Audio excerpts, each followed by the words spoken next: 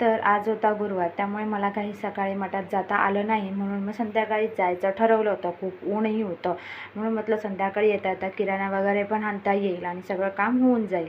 त्यानंतर मग मठामध्ये गेलो. चार्विकसाठी तबेल्यातून दूध वगैरे आणलं होतं, तेही त्याला तापून घेतलं आणि जे सामान आणलं होतं ते जागोजागी ठेवलं.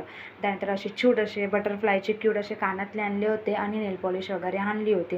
त्यानंतर मग किचनवरती रॅकवरती एवढा पसारा झाला होता की तोही पसारा आधी मी व्यवस्थित लावून घेतला. चार्विक खेळत होता तोपर्यंत. पाण्याच्या बॉटल्स वगैरे रिकामी झाल्या होत्या, तेही भरून ठेवल्या, कारण का गरमीच एवढी आहे की थंड पाणी प्यायल्याशिवाय करमत नाही. तोपर्यंत चार्विक खेळत होता, म्हणून म्हटलं भात लावून घेऊ.